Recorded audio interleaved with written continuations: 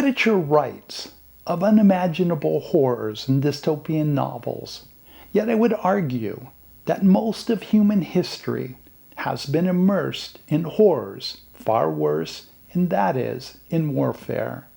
I have a few times traveled through places at war, not as a soldier, but as a traveler wishing to understand the world. I've seen mothers screaming from the loss of their children through acts of war. I've many times seen the gaze of a person who has lost all hope after enduring the atrocities of war. It is easily recognizable.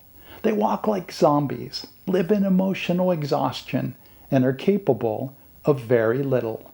I've had many conversations with these individuals. Stories far worse than most of us have ever heard. Many of these survivors have but one thing they look forward to, and that is to their death, to end their suffering. I'll do a future episode on their stories. I've seen a similar thing in many U.S. inner cities.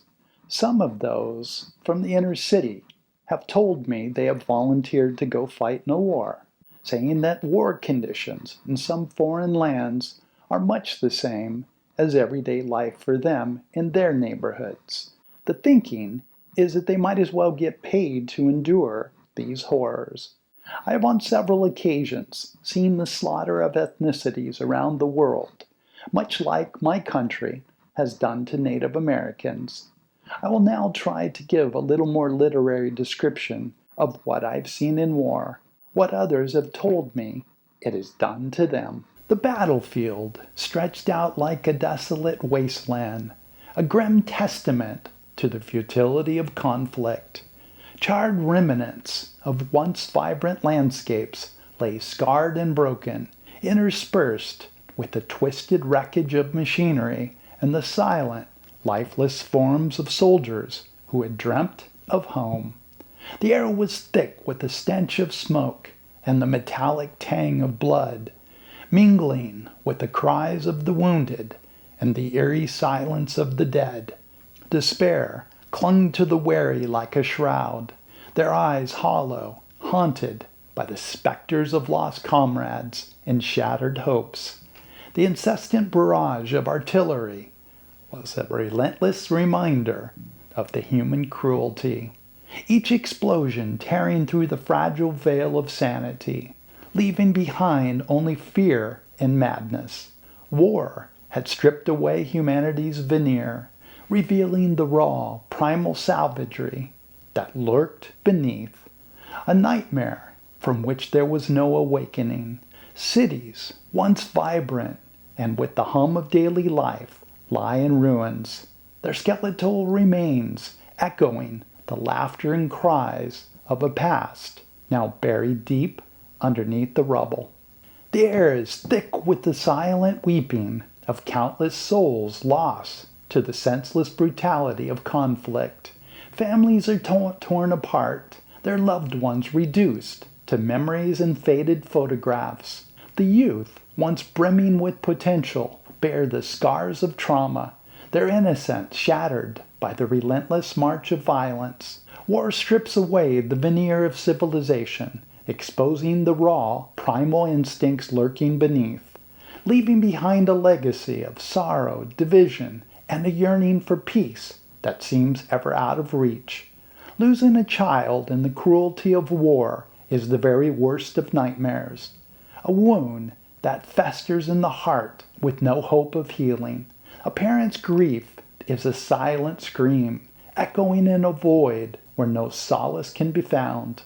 The vibrant laughter and innocent dreams of the child are extinguished, replaced by the aching silence that fills the home like a suffocating fog. Every corner, every cherished possession becomes a haunting reminder of a life cut brutally short. The world outside, busy and unfeeling, moves with a callous disregard for the personal cataclysm that has struck. Even if the world cared, it would be unable to penetrate the fortress of despair surrounding the grieving heart. The parent is left to navigate this new, desolate landscape alone, carrying the unbearable weight of memories and unfilled promises. In the quiet moments, the pain is most acute. The longing for the child's touch, voice, and presence becomes an incessant torment. The future, once bright with shared hopes and dreams, is now a bleak expanse, marred by the cruel reality of war's senseless devastation. The loss is not just of a beloved child, but a part of the parent's soul, ripped away and cast into a bliss absent of compassion.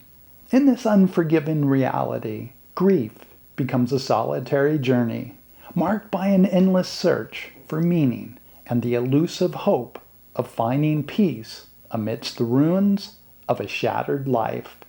We as children are taught the glory of war.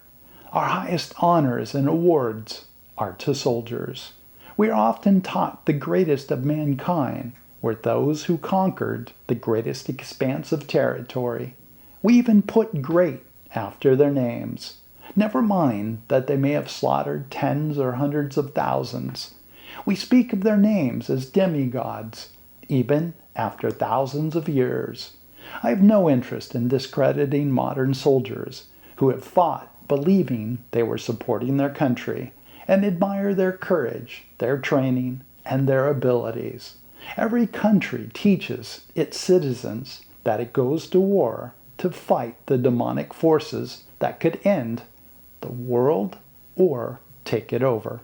We have also been taught that invasion and colonization of barbaric or people who do not believe as we do is also good, that they are really not people anyway.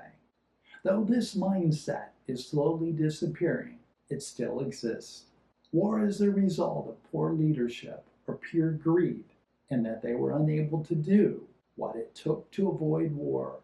It is an inability or lack of desire of leaders to maintain peace. Our leaders are the ones who have the least to lose and the greatest to gain by war, and therefore view it differently than most of their citizens. It is also not their children or family who fight the war. They send others to do that. Yes, it may be very difficult to prevent war with warmongering sociopaths. In the past, I believe war was at times inevitable, but do not believe that to be the case most of the time now. My country, the US, has troops in 178 countries.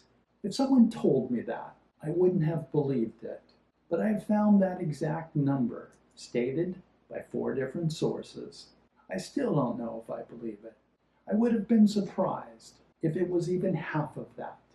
Some sources have stated that the US has interfered with several dozen elections. Political analysts will tell you most of these interferences were in the name of protecting US corporations.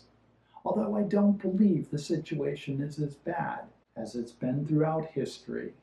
Nonetheless, war is a constant possibility, and inhumanity by warfare is still a genuine possibility, and some would argue stronger than it's ever been.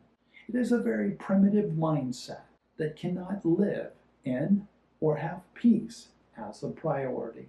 Such organizations, like the European Economic Community, which was formed in 1957 for different reasons, but the greatest was in the interest of discontinuation of war, which had been nearly non-stop before that time.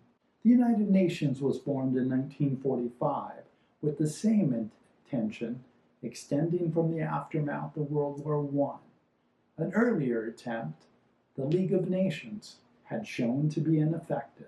I believe the Nobel Peace Prize was also a nice contribution to this, beginning in 1901. It does a nice job from calling out and showing the inhumanity of violence and war. I have hope for the world that there will be more of this, and I also have hope that AI will contribute to a more peaceful world. But it's amazing that we have been civilized for as long as we have, yet have not more fully realized the concepts that keep the world peaceful. The next episode, I will continue on with the Nobel Peace Prize and discuss some of its recipients. Thank you so much for watching. Have a great day, and I'll see you in the next episode.